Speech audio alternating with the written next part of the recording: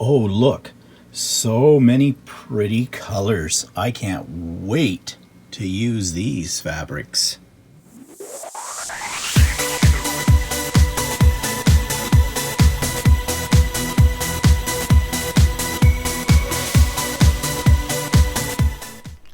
Good morning, everybody. It's Stephen here for Bland Designs, and this is my weekly vlog for Monday, February the 3rd, 2020, vlog number 153. So, what have I been up to this week? Well, my current projects have been my sewing classes. I'm taking two of them, one in the morning, one in the afternoon, on Tuesdays. I'm doing two different projects, and I thought I would just show you the pieces, sort of a hint at what the final quilt may look like. The first class I'm taking is called Flying Geese. And flying geese are these. This is supposed to be the goose in here, and I don't know why they think it looks like a flying goose, but it does. That's what they tell you. So I have to make a whole bunch of these, and I've been working on them. And when I say a bunch, I mean a whole lot. And they go together. They'll be in groups of 4. And the whole quilt is made up of these. Now, the fabric that's in this is called batik. I really like batiks. They're very colorful. They're sort of random patterns. And, you know, they go with everything, really. When you're putting something together with batiks, you can't go wrong, really, with your color choices. Now, I know some people will spend days laboring over the colors of the batiks they buy. I don't. If it catches my eye, I make it. So this is going to be, as you can see, this is going to be a very colorful quilt. So that's the first project. And after I'm finished the vlog today, I'm going to go back to my sewing machine and make a whole bunch more of those in preparation for tomorrow's class. And the other class is called Quilt As You Go. Quilt As You Go is a type of quilting where you basically lay down strips of fabric onto your quilt sandwich, which consists of 3 layers. You've got your backing. This is my backing. There's the batting in between, and then the fabric on top. And they call it Quilt As You Go because basically you're sewing these pieces down to this square. And you probably won't be able to see it here because I'm using a very matched color thread for the backing. But you see the little lines, the dark ones there? That's the quilting. And then there's a method, and I haven't learned this yet, where you attach the squares together. And the squares are all going to look very random, very scrappy for this, and they'll go together like this across and down. So I'm taking that class because I've always been interested in learning about this method of doing Quilt As You Go. They also call it, I found out, apartment quilting, because I guess people who made quilts but lived in apartments didn't have the space to really spread out a big quilt to do the quilting or the equipment. So this was a way to do a quilt and have it quilted with just using your domestic machine in a small place. Now I think what I will do with this quilt and with the other quilt, the Flying Geese quilt, is when they're all together, I am going to put them on my embroidery machine and I'm going to quilt them. As you know, that's my new way of quilting my quilts. So even though the Quilt As You Go supposedly is already quilted, I think I'll get a little fancier on top. And that's fine, because basically what you're doing with the Quilt As You Go is called stitch in the ditch, which is where you basically stitch in between on the seam of the fabrics where they join together. It's a very basic type of quilting. Well, you can always add to that, and I will. So that's what I've been up to this week. I just thought I'd share that with you.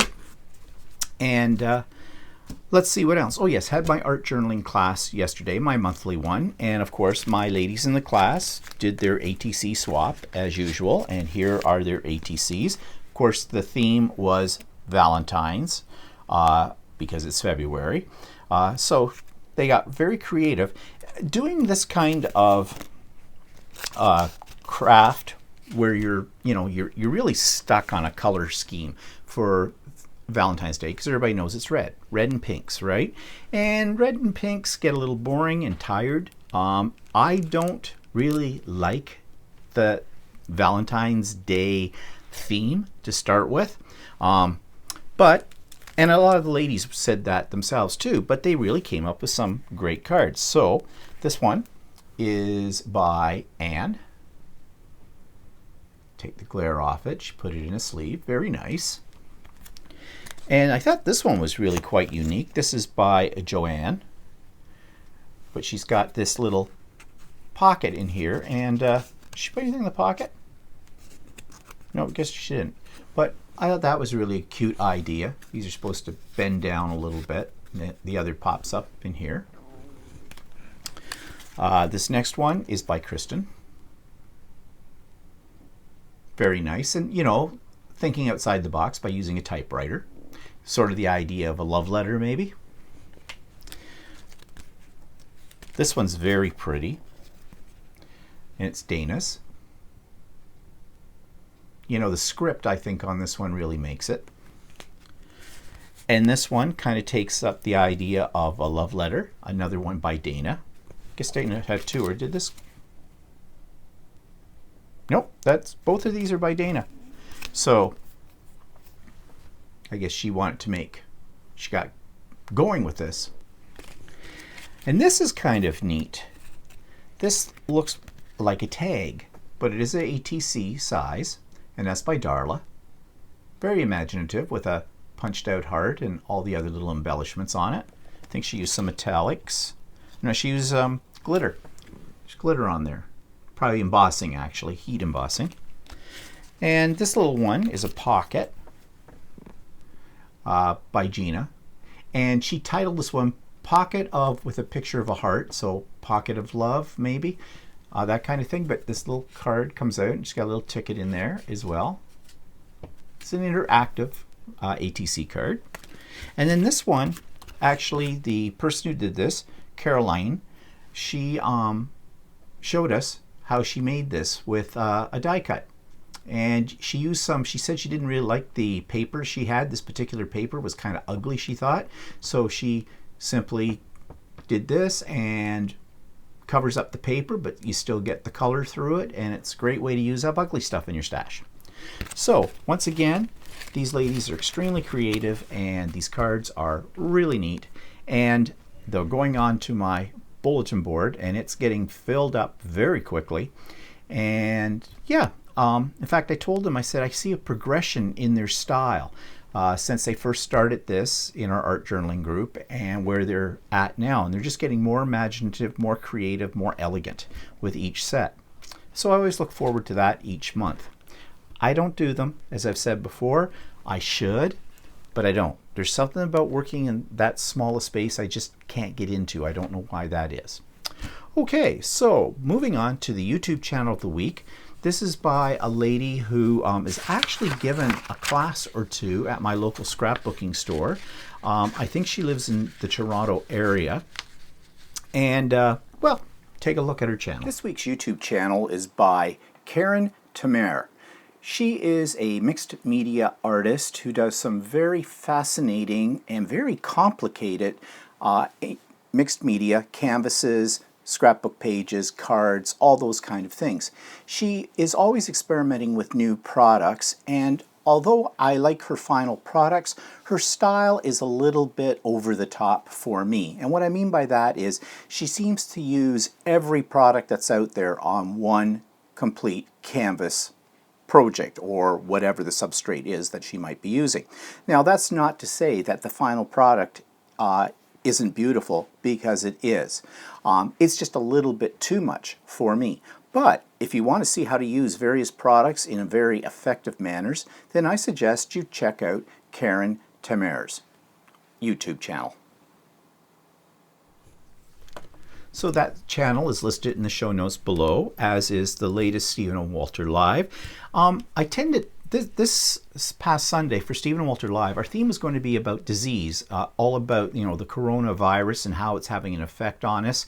And we want to get into the issues about coronavirus, you know, the myths around it and how it is leading to a possibly racist situation with the, you know, the Chinese community and things like that. And also we were going to extend that talk to mention about the flu, because more people are killed by the flu virus than people being killed or potentially to be killed by the coronavirus. But there's a lot of misinformation out there floating around, a lot of fake news, so to speak. Well, we did get to that, but it was a roundabout route for it because we ended up talking about embroidery. There were some questions about embroidery machines and threads and things like that. And so if you're interested in machine embroidery, you might want to watch the rebroadcast of Stephen and Walter Live for that. It was a little different this week. Wasn't what I planned, but that's okay. Because basically Stephen and Walter Live is an anything goes kind of chatty situation. So there we have it.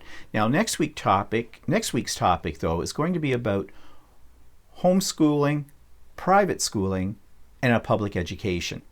And I'm pretty sure we're going to get very controversial in what we say about that because I have a very strong opinion about homeschooling and private schooling. And I'll tell you right up front, I'm not for either one. And I have my reasons for that. And not just because I was a public high school teacher. But anyways, I think it's going to be really quite interesting. And one of the people who watches us on a regular basis, her husband, I believe, is a teacher, and he might be coming on as well to share in the conversation too. So if you want to hear a little bit more about our ideas and share other people's opinions as well, it's not just all about me, about the difference in these types of schooling, then be sure to tune in to Stephen and Walter Live next Sunday at 4 p.m. Eastern Standard Time. Okay, and there is a link to the book of the week, and there's also a link to the iCraft album scrapbook. Now the last part of that will be in today's video, but I have taken all three parts of those, put them all together as a standalone video, and so that you don't have to, if you want to use it as a reference piece or whatever, if you're working on these kinds of albums. Or, the other thing about this is you don't have to buy the iCraft kits in order to make some of these, because if you watch the videos, you can pretty much get some ideas for putting together your own type of album using these elements. They're not hard to make for yourself. So that might give you some guidance there if you're looking for some ideas for album making. Also, I have the playlist now. I have worked my way through all of the iCraft album kits. It's been a year. And so I have put those all into their own separate playlist. And you can find that in the show notes below. There's a link to that playlist as well. Okay, so that brings us to what's pissing me off this week. And this is sort of dovetails onto what our discussion was supposed to be on Sunday about disease, the coronavirus. The whole thing about what bothers me about disease. This is the time of year when flu runs rampant. Now, in Ontario, Canada, we get free flu shots every year. It costs us nothing. Your doctor can give them to you, or you can go to, they used to run clinics, I think they still run clinics, but you can also go to Shoppers Drug Mart or other drug stores in the area that participate in the program, and the pharmacist will give you the shot as well. It doesn't take much time at all. Yes, you might have to wait a few minutes for the pharmacist to, get to you, but it's really easy to get the flu shot. So in my mind, there's no excuse for not getting it. However, having said that, there are many people around still who say, no, I'm not getting the flu shot. And when you ask them why, there's several reasons. First reason is, if I get the flu shot, I'll get the flu. No, you won't. You're a dummy. Okay? There's no soft way to put it, because this really pisses me off when people say that. It's basic biology, grade 9 biology. The vaccine they give you has components of the flu virus, but they're dead in the vaccine. It goes into your body creates antibodies for that dead virus in order to fight the potential of being infected by the flu. Now, does it cover all the flus? Because there's different strains. No, it does not. But they usually put the most popular ones into the vaccine each year. It's better than not having it. you're much more protected. Flu is passed on through coughing, sneezing, touching. Touching something that someone who's got the flu leaves some of their mucous membranes or whatever on a doorknob, a handle, a flat surface, whatever. You touch it, you touch your mouth, you touch your eyes, you can get the flu. It's very transmittable in those ways. So doesn't it make sense to protect yourself with something that is free and only takes basically a few minutes? And that's the other excuse people give. I don't have time. Well, that's ridiculous. Okay, absolutely ridiculous. You make time for this. Nobody is that busy. Okay, and that's not an excuse. So the thing that pisses me off is people who are walking around who are sick because they didn't have the time to get the flu shot or figure it doesn't do anything for them. It's just going to make them sick. And you know, it's their right. It is their right to refuse to take the flu shot. No one's holding them down, getting their arm out and stabbing them with the needle.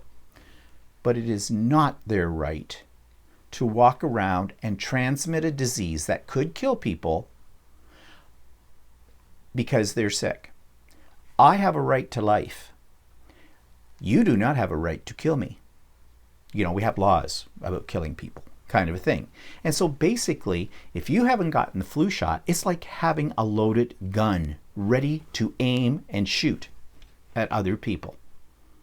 Just because of your ignorance and because you're too lazy or too busy to get the flu shot. Now, I'll give you an example. I went to the hairdresser the other day. My hairdresser, wonderful person, she's definitely sick. She said she was sick. She said she'd been off for a couple of days, but she came into work. She came into work because she had to cancel some people's appointments while she was away, and it's causing a ripple effect, of course, in the scheduling for these people. I said to her, she said after she had done a couple of clients, including me, she was going back home. I said to her, you know, you don't have to do my hair today. It'll keep, okay? It's not like it's running down onto my waist or anything like that because you're sick. And I could tell she was sick. And I'm sure she was feeling, well, I'm not sure, I know she was feeling absolutely miserable. But she said, no, I'm here. I'm going to do yours. I'm going to do a couple other clients, then I'm going to go home. Okay, isn't that great? She's sick. I said to her, is it a cold? No, she basically thought it was the flu. Whoa, big warning signs. If I'd had a stop sign in my hand, I'd be going, back away from me. I said to her, and I knew the answer to this before I even asked it. Did you get the flu shot?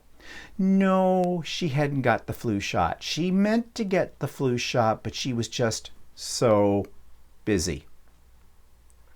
Well, thank you, Typhoid Mary, because now every customer that comes into that salon has the potential of picking up your disease.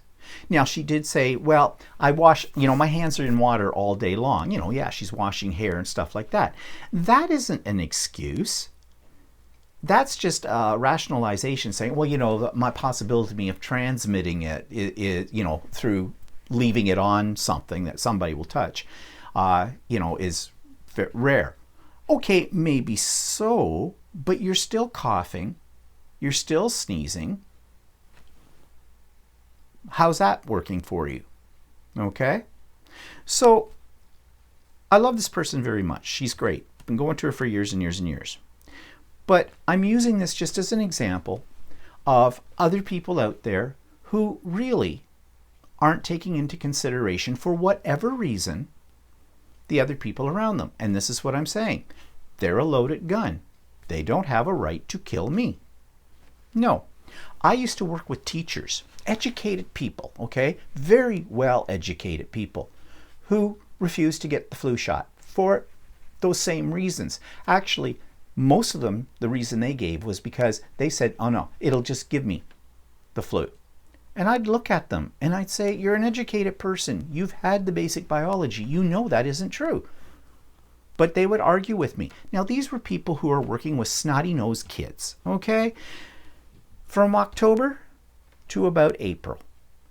kids in your classroom are all sniffling, sneezing, germs everywhere. Those kids pick up everything every year, and they're sent off to school by their parents because, you know, the way the parenting works these days, you know, they have to pay for daycare, or if it's in the case of high school kids, we're not letting them stay at home by themselves. We don't know what they'll be getting into, possibly daddy's liquor cabinet or whatever.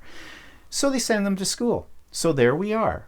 I would see over 100 kids in my classes each day, not to mention the 2,000 kids that were at the school. When I'm doing supervision, I'm walking in the halls, they touch everything, they sneeze and cough and hack up on everything.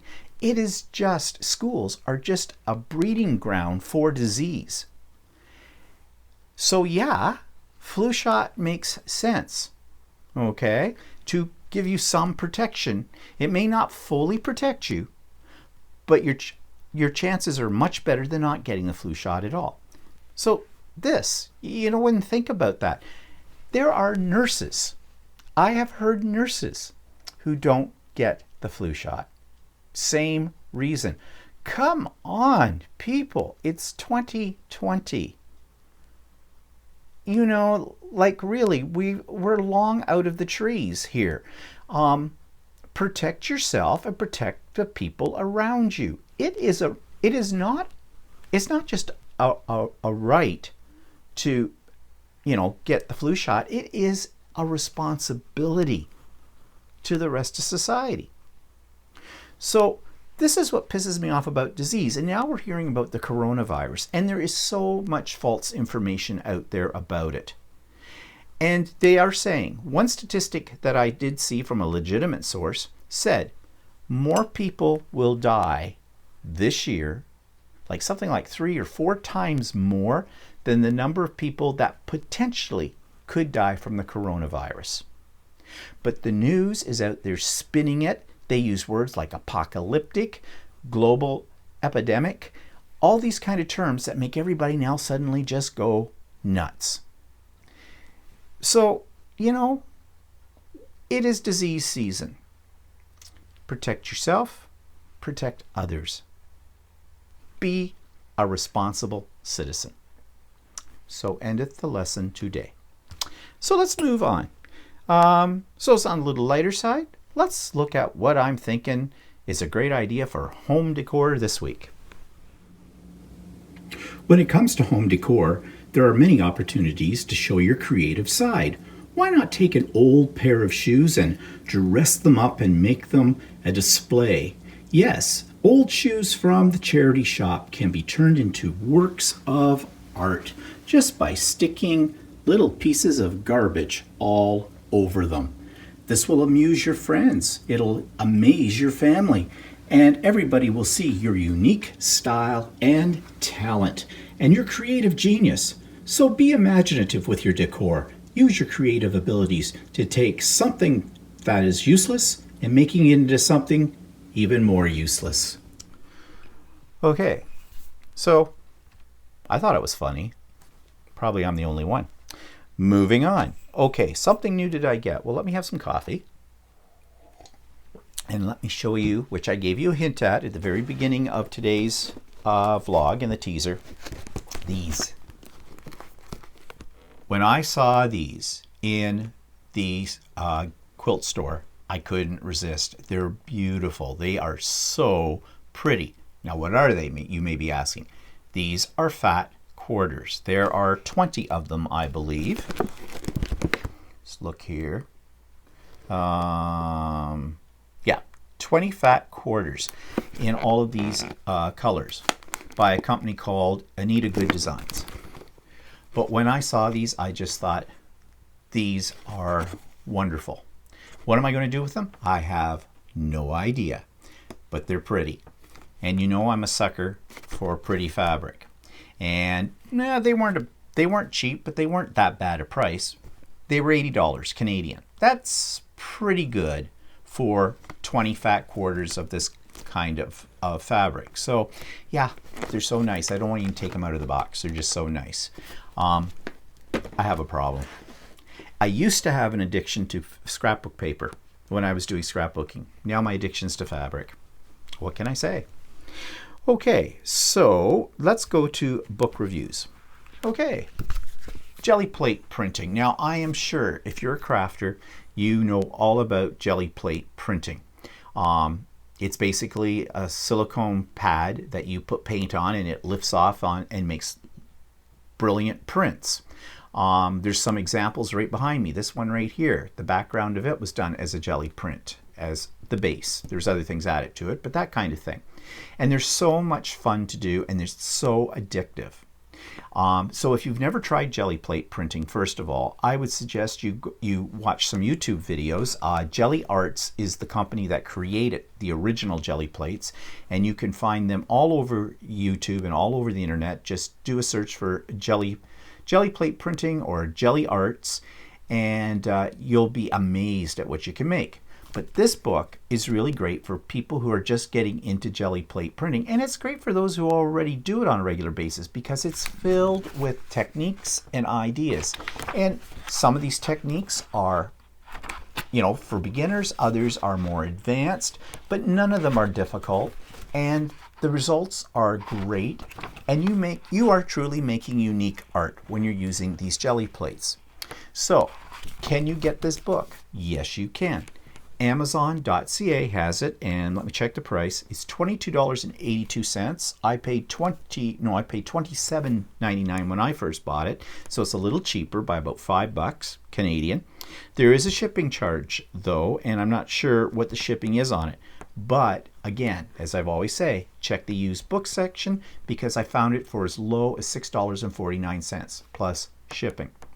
So I've put a link for this in the show notes below. But if you've ever thought about this kind of, it's basically called mono printing. It's simple, it's easy. You do need a GelliPlate. You can pick up there's several different brands of them now. They usually run about $20 some dollars for 5x7, I think, or 8x10, something like that. They come in different sizes as well. But once you try it, you're going to love it. It's addictive, extremely addictive. Okay, so that was the book of the week. And now we'll take a look at the third and final installment on the iCraft album scrapbook that I've been working on. And now I do the finishing process. And so I've done the final embellishing on this album by iCraft, and I'll show you what I did with it. I kept it fairly simple, and I used up some things from my stash. I had a whole bunch of scrapbook cutaways that were postcards. Plus I had a few postcards, decorative postcards in my stash, and I decided this would be a good time to use them. They're flat enough, they give space for journaling, and they give space for adding picture elements, and at the same time they don't add a lot of extra bulk to this particular album. So you can see here's the cover. I added a couple of the iCraft flowers to it, and you have seen the bow before, and that's the way I'm keeping it closed. And then you'll notice these things sticking out from the sides, and I'll show you what those actually are in a moment, but they're decorative paper clips, and I'm using them to hold the postcards to each of the pages inside the album. So we'll just open this up. You'll see I added a couple of elements here to the top, which came from Scrapbook Paper Kit. I'm not sure what it's called. I've had it for a long time.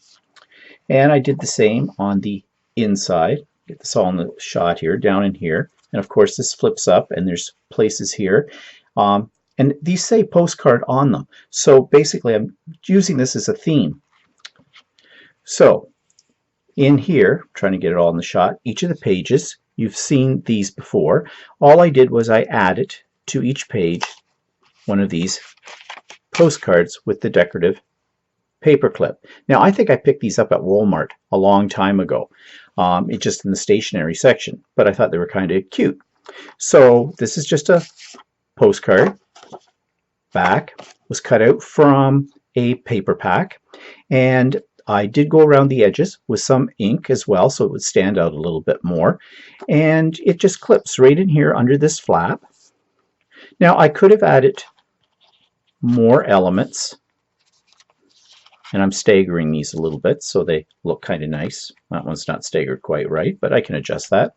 So they're easy to take out. Add another element, sort of hangs out from the sides of the album, which I kind of like that look. And of course, there's lots of space here for people to add journaling bits, pictures, whatever. And that's what I did with all the pages. Now, if I want to get a little bit more decorative on these pages, I could have looked through some of my die cuts for some borders, fancy borders, cut those out and added them to these edges here, and that would just add a little bit more elegance to the overall album. Of course, I didn't do that, but you could do that. There's lots of potential here.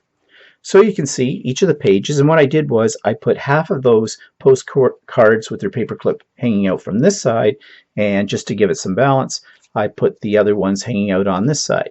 And this one's a little out of adjustment there. There we go. And I just noticed something here. I probably should have this one just to keep things interesting on that side, and this one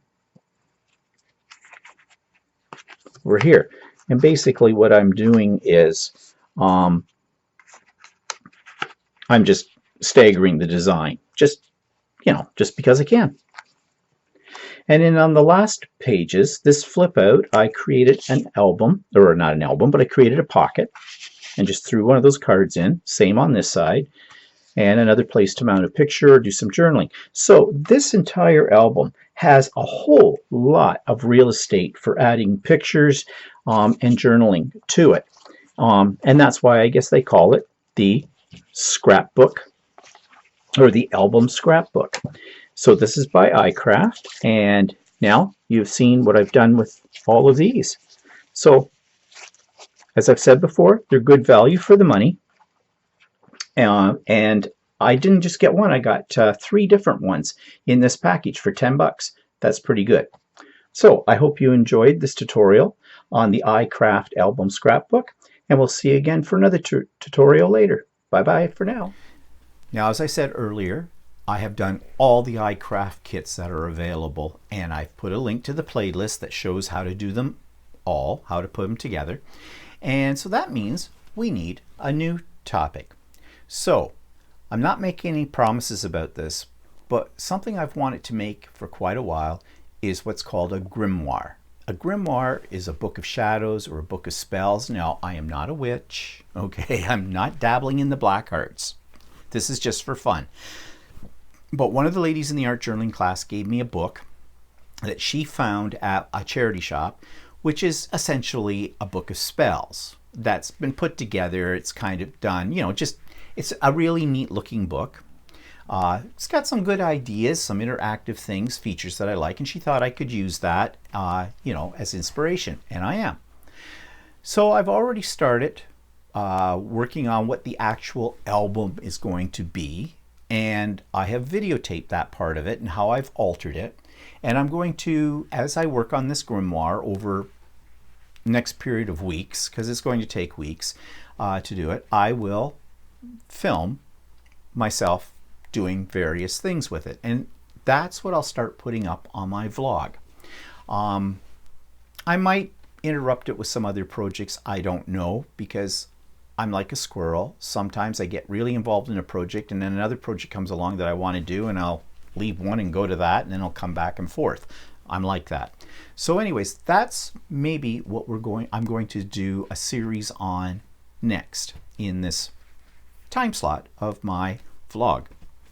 Okay, so that takes us to events in the past week. I was discussing this actually with people on live, and they gave me some really good advice.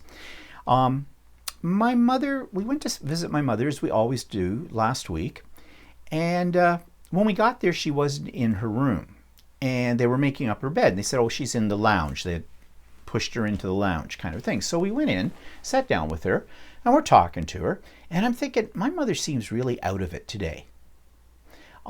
Usually my mother is with it. She doesn't have Alzheimer's or anything like that. She's got her wits about her, but she just seemed off. And as we were talking with her, one of the nurses came in with my mother's teeth. basically. My mother didn't have her upper plate in. She doesn't have a lower plate anymore because that got thrown out and she didn't like it anyways. So, we didn't worry about it. So she came in with her in her little container that they keep them in, kind of a thing. And my mother's reaching to pick it out. Well, this was painful to watch because it was almost like she had no control at all over her fingers. She's not, like, it's all over the place. The teeth are here, but she's over here and trying to get them in. So finally, the staff member gave her a hand, got him in her mouth and, adjusted them or whatever. God, I would want to do that job. Oh. But, so, glad there are people in the world that are happy to do that. God bless them for that. Anyways, she got her in the mouth and the nurse went away. And then my mother starts to sort of gag. It's like she's going to throw up. And I'm thinking, and I said, Mom, what's wrong? What's wrong with you?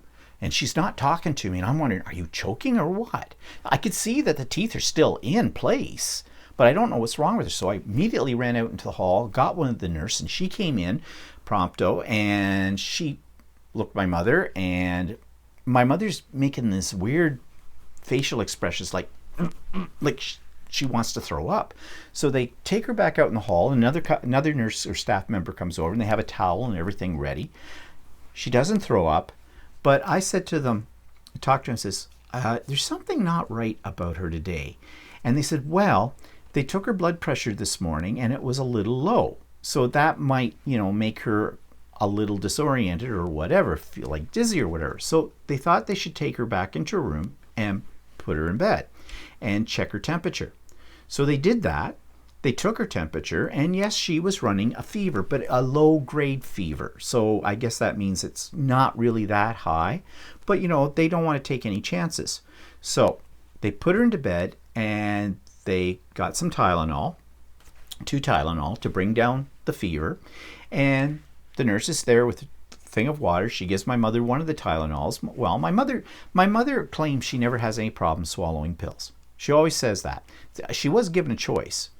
Take it orally or have a suppository. Okay, she took it orally.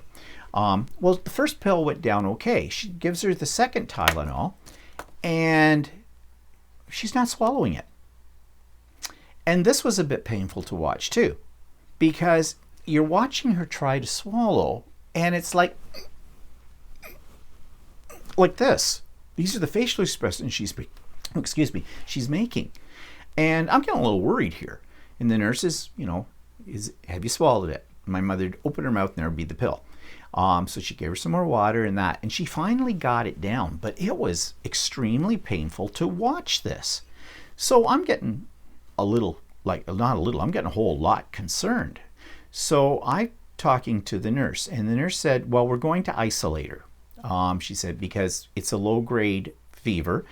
In other words, she could be getting something. Now, my mother had the flu shot, okay, just tying that back into my discussion before, but she had the flu shot. She gets it every year.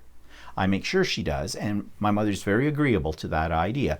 So, and especially in a nursing home, okay, if one person gets the flu in there, they all get the flu. And so they don't want that because it could kill them, okay? Basically, their immune systems are compromised, for them, and so it's a serious thing. So anyways, they were going to isolate my mother, which just basically meant they were going to keep her in her room. They'd bring her meals up there and check on her, but not, let her go down to the main dining room, just in case she was getting some. They don't want her infecting other people. And I said to the nurse as well, I said, lately I've been finding that my mother's been going downhill a little bit. She seems a little less responsive than usual. And I am just wondering, is there a test you can give her to check her for, the beginning stages of possibly dementia? And the nurse said, yes, there is a test. And yes, she would have that done. She would arrange for it. So later today, I'm going to phone over there because I haven't heard from them. This was last Wednesday about my mother's condition. And I tried to call my mother yesterday, and typical as my mother is being these days, she didn't answer the phone. So I want to find out what's going on. Now, I'm not that concerned because the care is excellent where she is. And if there was a serious problem, or any problem really, they would call me, and they have before in the past. But yesterday on Stephen Walter Live, I was telling this story, and people were saying, what about a urinary tract infection? Now, Walter's mother, when she was in the nursing home, would get those every so often, and she would go a little loopy. And, you know, her responsiveness, and she had dementia already, but it would intensify it and that kind of thing. And I found out yesterday, thanks to the people watching Stephen and Walter Live, they filled me in on things that I did not know about urinary tract infections. And all of them are suggesting that she should be tested for that. Now, I was making the assumption, as I said on Stephen and Walter Live yesterday, that they would immediately think of that as a possibility. And they told me, some of these people, because they've had experience with this, said not necessarily. So that would explain a lot of things. Now, my mother wasn't complaining that, you know, there was anything sore down there or whatnot, but my mother sometimes doesn't say things about how she is feeling either. So when I get on the phone today, I'm going to ask about the possibility of a urinary tract infection as well and see what they tell me for that kind of thing. So anyways, I'm a little concerned about this, and I have noticed, I was looking at my mother the other day, and in many ways she doesn't look like my mother. She has aged greatly since she went into the nursing home. She's going downhill a lot. She started going downhill, well, actually, maybe even before my father passed away. But as my father was, you know, his dementia was getting worse, and he was getting more and more to the point where he had to be he was bedridden before we got him into a nursing home. I mean, that took a toll on my mother, but I didn't really notice probably at that point in time, you know, the changes that were occurring to my mother as well. But I have noticed in the last month or so that she is not looking well at all. She's like, as far as all that, and they keep stats on her. They record every little thing about my mother in there. So no one has said to me that there's something unusual happening here. And maybe it's not unusual, but she is going downhill. And I'm wondering if she's going to do what my father did.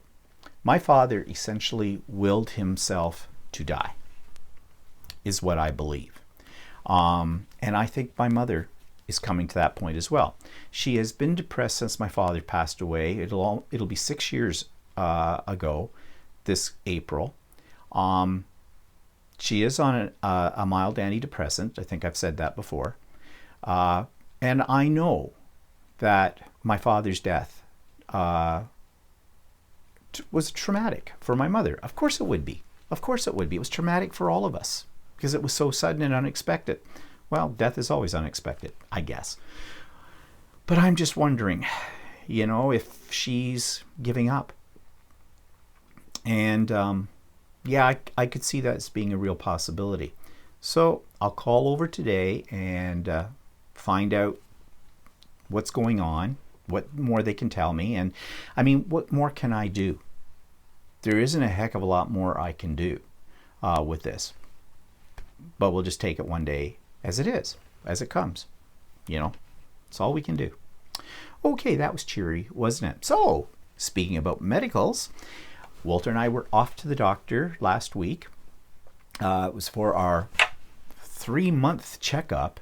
I mean, the doctor wants to see Walter every 3 months. The reason being is a few years ago, Walter had an accident where he severed a major tendon in his leg.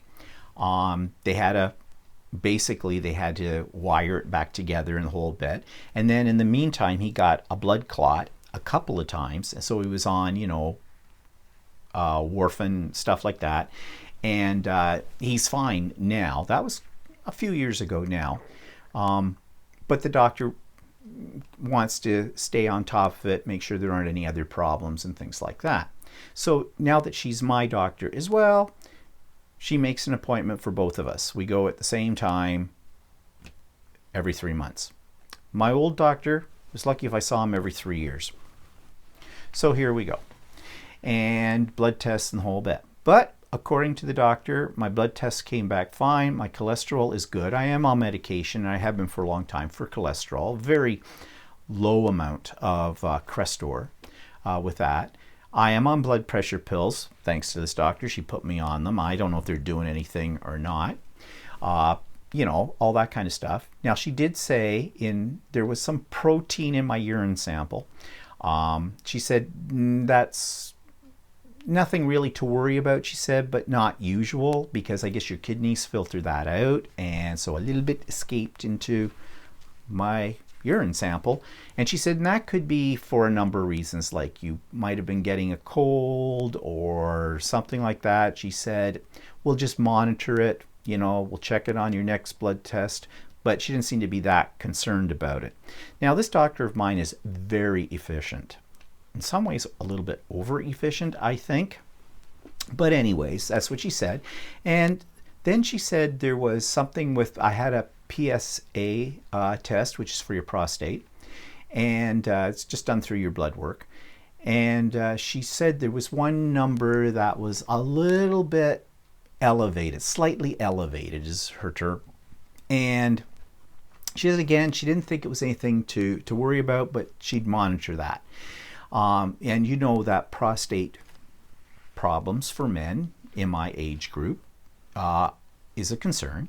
Okay, you know, prostate cancer is, you know, basically the equivalent in many ways to, or at least in my mind, I could be wrong about this, but equivalent to like breast cancer. Okay, but in men. And, you know, it makes you worried about that. She asked me the standard questions. Okay, do you have to get up in the night to, you know, pee? And I said, no, not usually. And she says, do you have trouble starting to pee? And I go, no, not usually. So she said, well, we'll just watch that. But she says, and then she says to me, made me feel good, well, you know, this is not uncommon for a man of your age. Well, yeah, I am old enough to be my doctor's father, I suppose, but do you really need to hear that? Her bedside manner's just a little off. But anyways, I get the point, you know, what she's saying. So, okay, fine. So she's decided that, yeah, I'll come in and see her in 3 months' time again with Walter, but I don't need to do a blood test for 6 months. So I don't think she's that concerned. She's very thorough. She's good. She's very good. I like her. She doesn't seem to really have a sense of humor. Well, she is French Canadian. You know, like French Canadians, they have a very different, not saying really anything that negative about French Canadians, but they're different from English Canadians.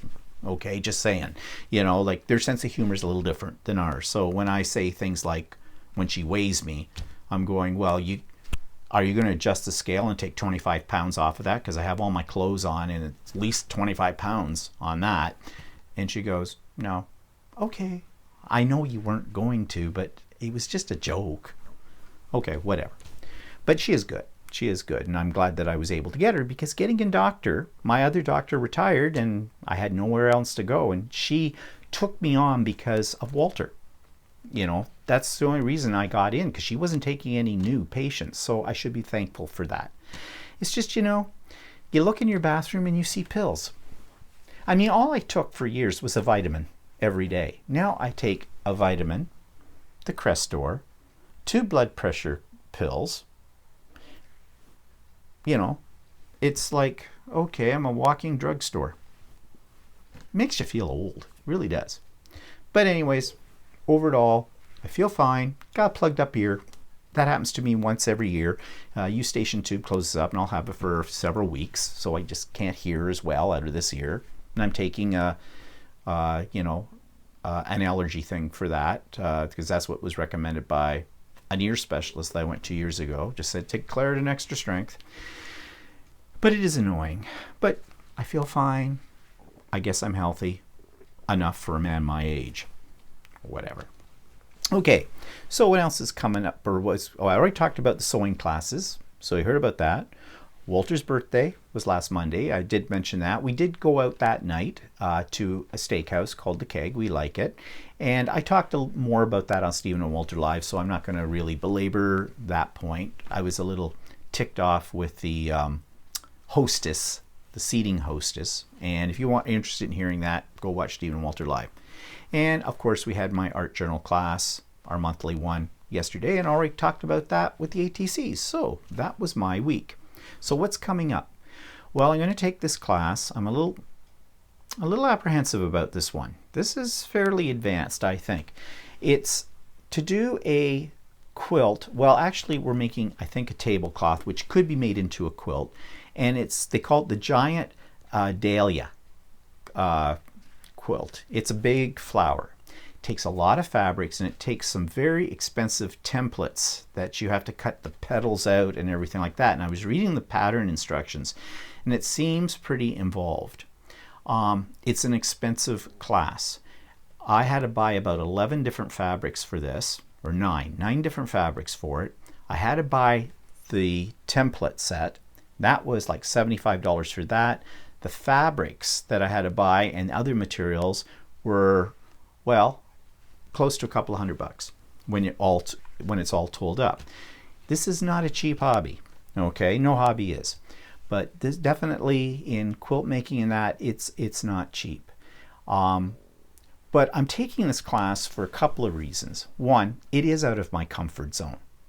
And I do push myself to go out of my comfort zone when it comes to quilting, because how else are you going to learn? Second of all, the person who's teaching this, I have heard really good things about her as a teacher. She's supposed to be excellent, and she's extremely creative, and she does a lot of, I've seen her work, and she does a lot of art like quilts and things like that, which is something I want to explore further. So I figured this is a way of getting my feet wet in this. And so it is going to be a challenge, and I will show you more about it. I have nothing to show you right now. I could show you the templates, but it would mean nothing probably to you. So once I get started, this class starts next Sunday, and it runs for about 3 weeks. And it won't interfere with Stephen and Walter Live, because the class is over starts at 10 and it's over at 2. And we're not on till 4, so that's fine. And I'll show you what's involved then when I have something to show you. Okay, so guess that's it for today. So I hope you have a good week. And yeah, nothing much more to say. Oh, it was Groundhog Day yesterday. And here, Wiarton Willie, that's our official groundhog, he saw his shadow, I think. I think that's how it works. Anyways, Wiarton Willie, the groundhog, has predicted it will be an early spring. Well, we'll see how that works out. Anyways, I hope you have a good week, and we'll see you for Stephen and Walter Live next Sunday at 4, and I'll see you next week for another edition of my blog. Bye for now.